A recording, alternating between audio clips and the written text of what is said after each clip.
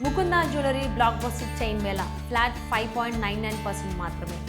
ముఖ్యమంత్రి చంద్రబాబు కీలక ప్రకటన చేశారు. తల్లికి వందనం పెంపుపైన సంకేతాలిచ్చారు. ఒకప్పుడు కుటుంబ నియంత్రణ కోసం చెప్పామని గుర్తు చేశారు. పిల్లలే సంపద అని ఇవాళ చెప్తున్నానన్నారు. మూడో బిడ్డ ఉంటే పుట్టిన వెంటనే 30,000 రూపాయలు ఇస్తామని సీఎం వెల్లడించారు. ఇదే సమయంలో స్వచ్ఛాంధ్ర గురించి వివరించారు.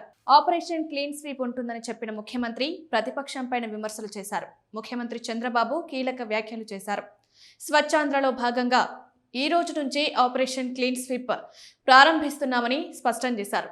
అన్ని ప్రాంతాల్లో 4 రోజుల పాటు ఆపరేషన్ క్లీన్ స్వీప్ ఉంటుందని అన్నారు. శ్రీకాకుళం జిల్లా నరసన్నపేటలో నిర్వహించిన స్వర్ణాంధ్ర స్వచ్ఛాంధ్ర కార్యక్రమంలో పాల్గొన్న సీఎం కీలక అంశాలను ప్రస్తావించారు. పిల్లలే సంపద అని ఇవాళ చెప్తున్నానని వివరించారు.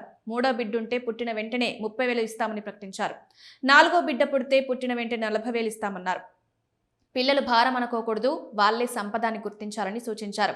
తల్లికి వందనం కింద 15,000 రూపాయలు అందిస్తున్నామని, భగవంతుడు కరుణిస్తే తల్లికి వందనం మొత్తాన్ని పెంచుతామని చంద్రబాబు వెల్లడించారు.